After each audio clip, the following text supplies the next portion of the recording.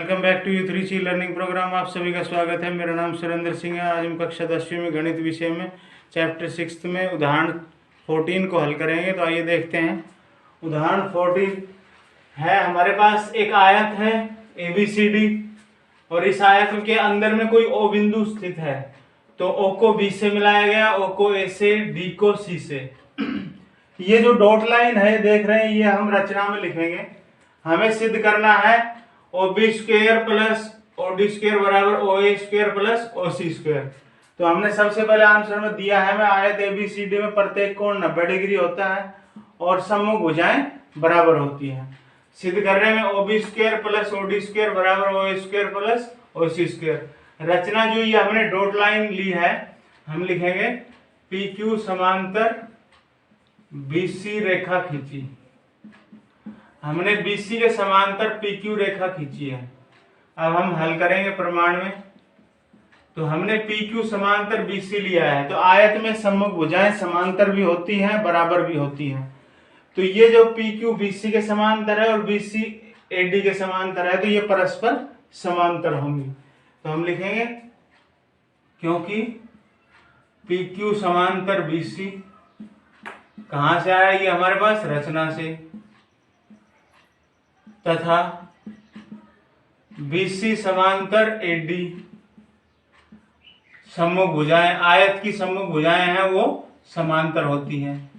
तो हम ध्यान देते हैं, ये दो भुजाएं PQ और AD ये एक ही रेखा के भुजा के समांतर हैं। तो कोई दो रेखाएं एक ही रेखा के समांतर हो तो परस्पर समांतर होती है, इसलिए PQ समांतर BC समांतर AD ये समांतर होंगी। अब समांतर होंगी तो आयत में हमारे पास प्रत्येक कोण 90 डिग्री होता है, तो ये समांतर होगी, तो PQ BC के बराबर भी होगी।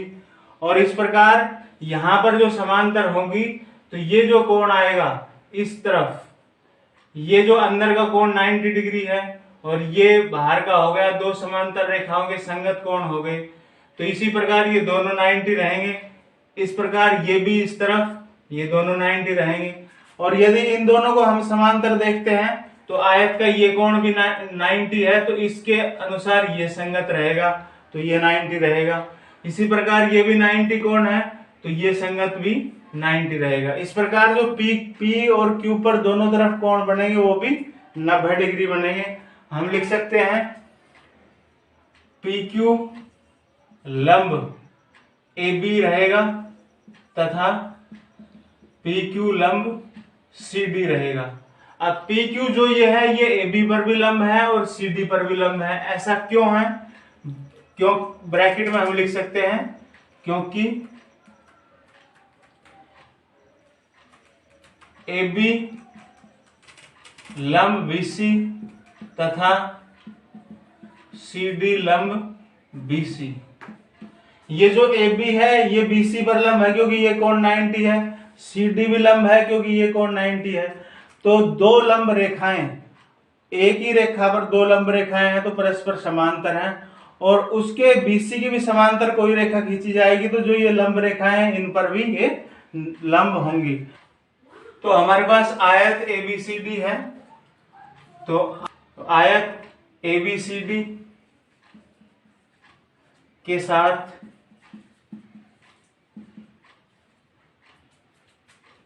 आयत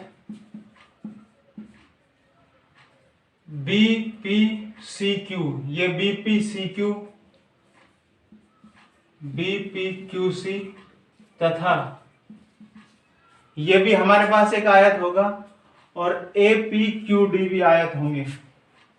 के साथ साथ लिख सकते हैं हम BPQC तथा APQD भी आयत होंगे, आयत हैं लिख सकते हैं। ये भी आयत होंगे क्योंकि ये परस्पर लंब है और समांतर भी हैं, तो सम्मुख भुजाएं बराबर रहेगी, प्रत्येक कोण 90 रहेगा।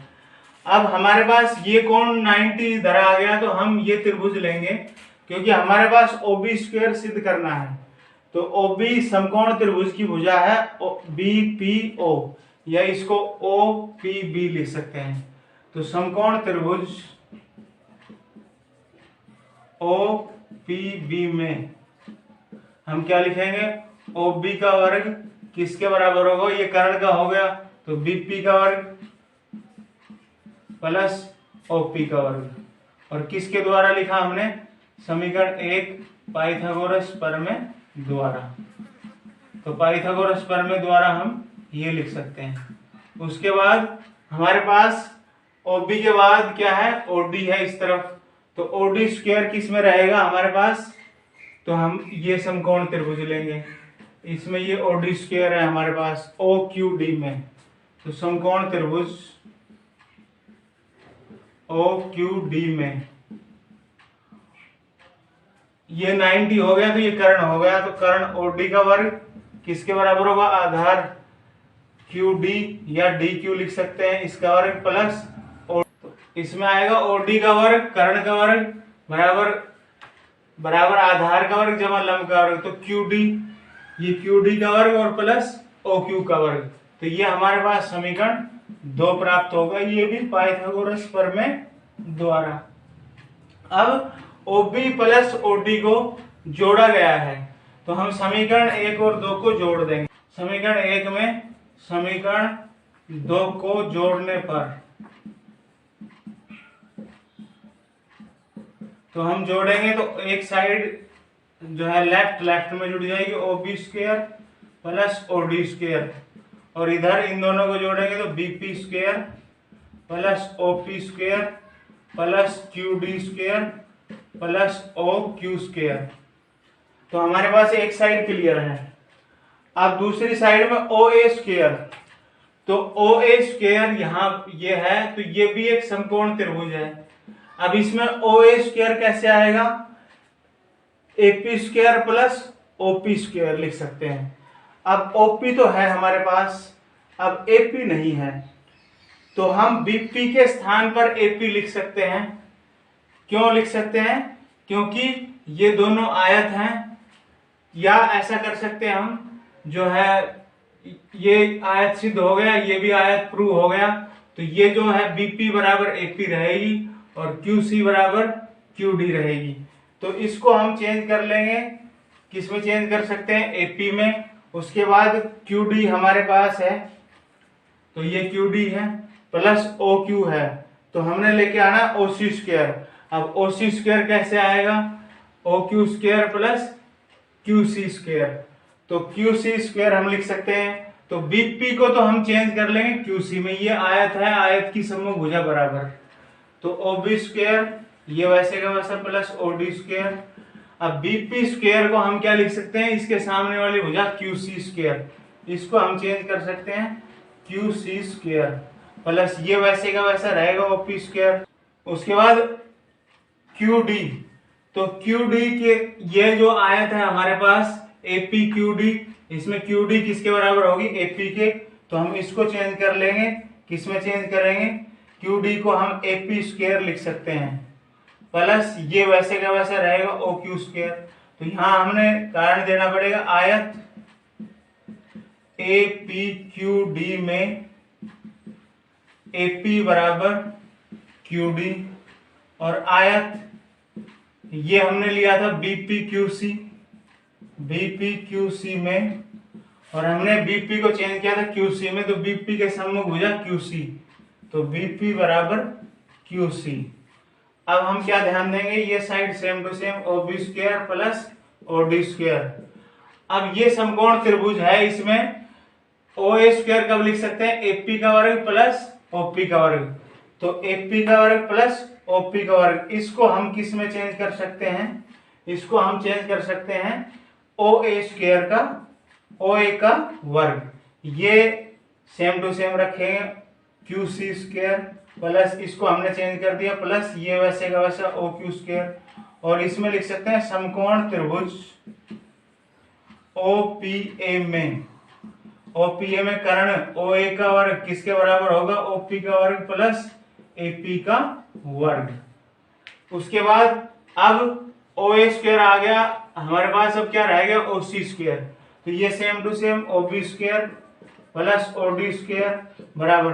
अब इन दोनों को QC square plus OQ square, तो इस समकोण त्रिभुज में इन दोनों का वर्गों का योग कर्ण के वर्ग के बराबर OC के वर्ग के बराबर हम लिख सकते हैं OC का वर्ग, और ये वैसे का वैसा रहेगा OA का वर्ग। यहाँ पर हम दर्शा सकते हैं समकोण त्रिभुज OQC में जो कर्ण रहेगा OC का वर्ग किसके बराबर होगा, OQ का वर्ग प्लस QC का वर्ग। तो अब हम क्या देखते हैं कि सेम दोनों साइड जो हैं वो हमारे पास जो सिद्ध करना था उस प्रकार से आ गया है हमारे पास। तो अब हम लिखेंगे अतः सिद्ध होता है। तो आपने देखा कि पाइथागोरस प्रमेय द्वारा हमने ये हल कर दिया है। इसमें आयत में जो है ये हमने PQ एक समांतर खींची BC के, तो इससे हमारे पास समकोण त्रिभुज प्राप्त हो गए और हमने पाइथागोरस प्रमेय से इसको हल किया है। तो आशा है यूथरीज के ई लर्निंग प्रोग्राम में ये विषय आपको आसानी से समझ में आया होगा। इससे रिलेटेड जो भी प्रॉब्लम है स्टूडेंट अवश्य क्वेश्चन पूछेंगे। Thank you.